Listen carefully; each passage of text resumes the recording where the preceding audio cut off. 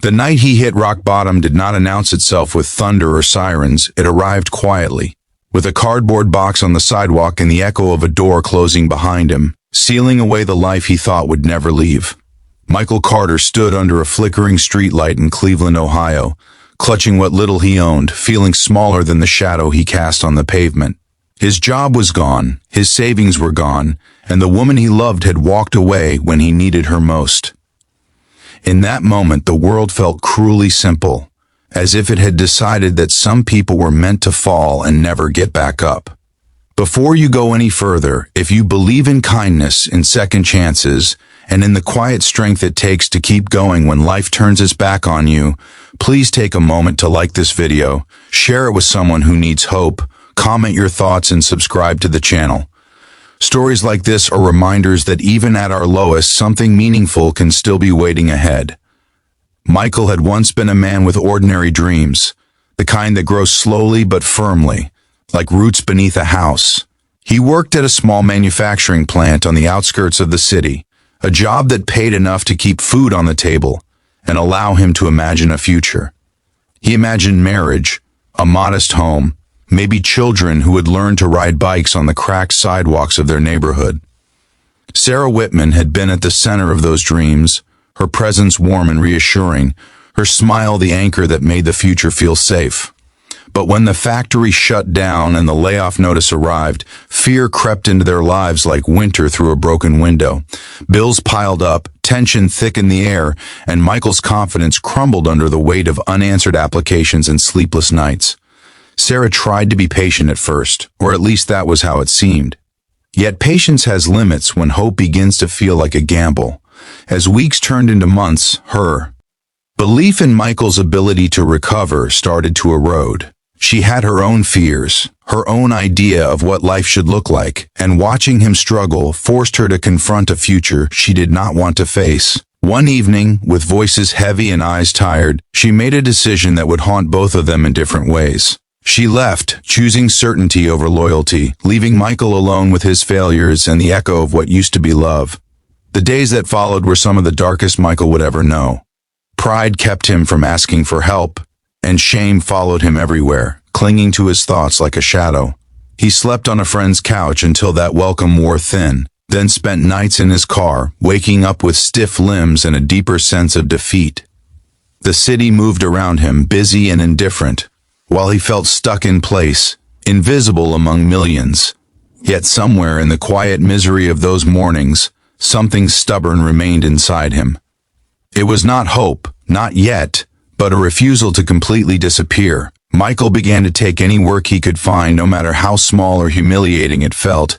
He cleaned construction sites before dawn, washed dishes until his hands cracked, and stood in long lines at job centers where rejection felt routine. Slowly, almost imperceptibly, stability began to form.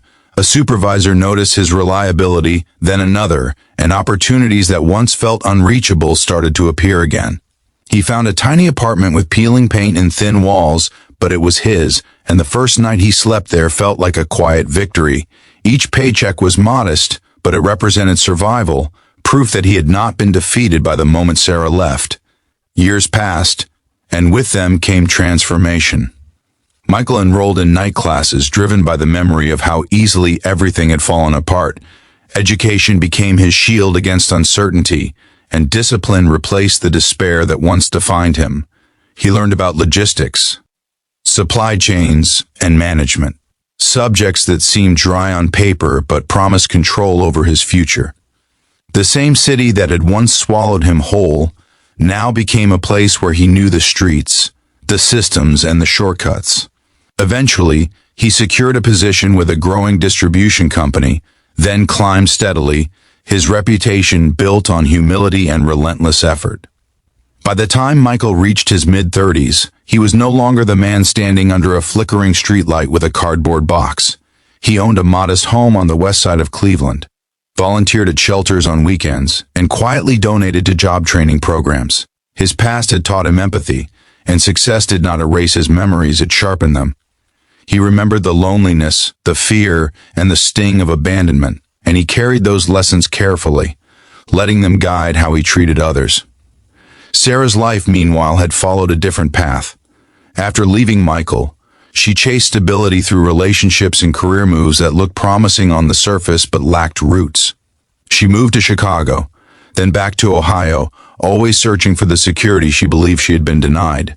A corporate job offered comfort for a while, but when the company downsized during an economic downturn, she found herself in a familiar position, only now without a partner to share the burden.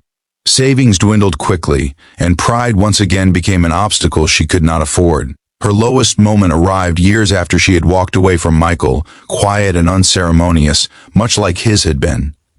An eviction notice sat on her kitchen table, its edges curled, its message unavoidable. The city felt colder, harsher, and she felt the weight of her choices pressing down on her chest. Desperation pushed her to places she never imagined she would go, including a community assistance center she had once passed without a second thought. It was there, standing in line among strangers, that fate placed Michael back into her life. Michael was volunteering that day, helping coordinate job placement resources, his role a bridge between people who needed work and companies willing to offer it. When he saw Sarah, thinner and visibly exhausted, recognition hit him with unexpected force. Memories flooded back, not just of pain, but of shared laughter and dreams that had once felt unbreakable. He felt the old wounds stir, a mix of sadness and understanding, and for a moment, he considered stepping away, letting someone else help her. Yet something deeper, shaped by years of hardship and growth, guided his actions. He approached the situation with professionalism and compassion, not revealing his identity at first, focusing only on what she needed. Sarah, unaware of who stood before her, accepted the assistance with quiet gratitude, her voice heavy with humility. When realization finally dawned, her composure cracked, and the weight of the past settled between them like an unspoken confession. Michael did not lecture, accuse, or seek validation. Instead, he listened, truly listened, and in doing so, offered her the dignity he himself had once been denied. Michael leveraged his connections to help Sarah secure temporary housing and enroll in a retraining program that matched her skills. He followed through with recommendations and check-ins, ensuring she was supported not out of obligation, but out of choice. For Sarah, the experience was both humbling and transformative. Being helped by the man she had left at his lowest forced her to confront her own fears and the cost of choosing comfort over commitment. Gratitude mixed with regret, and she began to understand that strength did not always look like certainty. Sometimes it looked like staying when leaving was easier. As months went by, Sarah rebuilt her life piece by piece, guided by the resources Michael had helped provide. She found steady work, then confidence, and eventually peace. Their interactions remained respectful and distant, shaped by boundaries and mutual understanding. Michael did not seek reconciliation or acknowledgement. His fulfillment came from knowing that he had broken a cycle, that he had responded to pain with compassion rather than bitterness. Just before we reach the end of this story, take a moment to comment below and share what you believe matters most when someone is at their lowest. Your words might become the encouragement someone else needs today. The true power of Michael's journey was not in financial success or career achievements, but in the choice he made when faced with the past. He proved that being left at one's lowest does not define a person's worth, and that saving someone later does not require forgetting what they did, only understanding who you have become. In helping Sarah, he healed a part of himself that had remained tender, turning a painful chapter into a testament of grace.